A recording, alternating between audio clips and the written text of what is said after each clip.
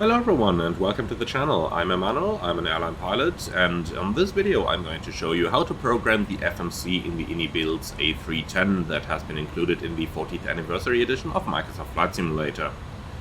On the left hand side up here you can see the operational flight plan that has been generated through SimBrief, and I am currently viewing it within SimToolKitPro, which I do find to be a really nice flight tracking tool.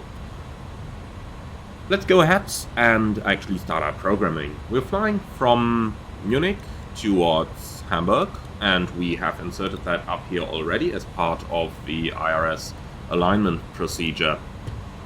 Going on from there, we make sure to enter our alternate airport, which in our case is going to be Hanover. So Echo Delta Delta Victor.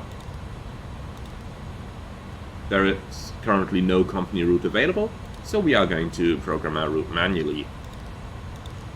Be sensible with the cost index that you guys use. At the moment of this recording, SimBrief does not have cost index functionality available for the A310, but it does have a Mach 0.80 cruise and a Mach 0.84 cruise.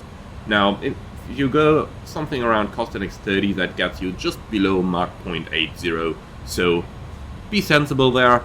Use a decent cost index. In our case here, 30 works rather well. Now you can go for something higher as well, so for example cost index 50, but don't use those ultra high numbers around 100 and more, because you don't really see that happen too much in real life. Cruising level 360, we'll go with that. And our flight ID, that's our call sign. Up here is Lufthansa 2058.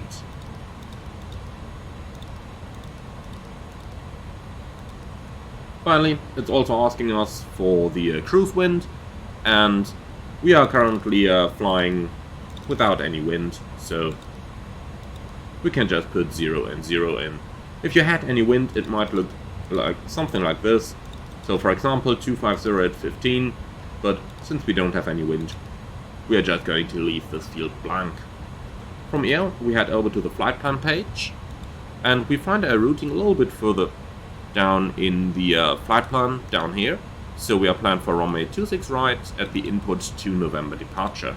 So we click on the left side next to Munich, then standard instrument departure, select runway 26 right up here, and now we select the input to November departure, which is available down here.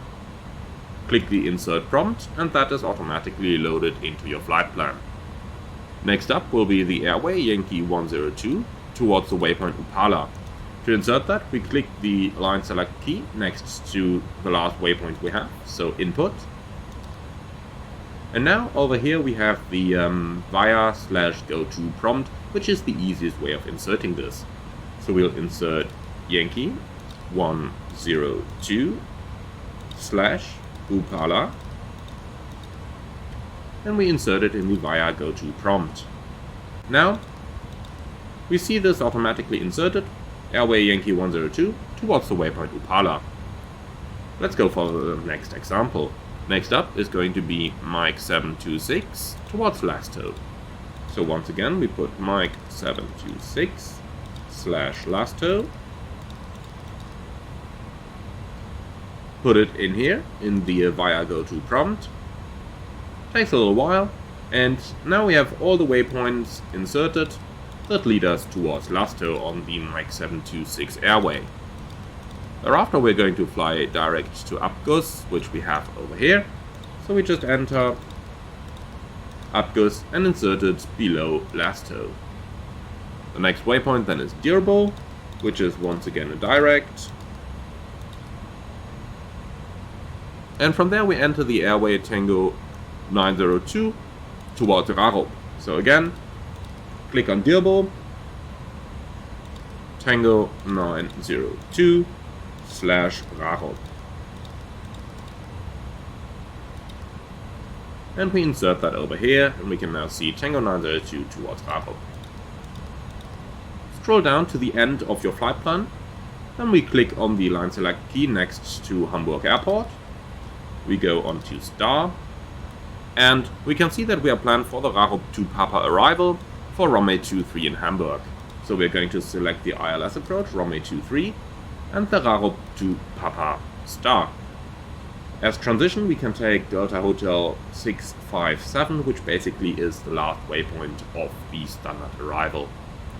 Sometimes you can find that all the way down in the navlog of your operational flight plan. So if we scroll down all the way, we see that it ends at Delta Hotel 657, but that is not always the case. So in some cases, you might just have to click Insert and then scroll down all the way on your flight plan.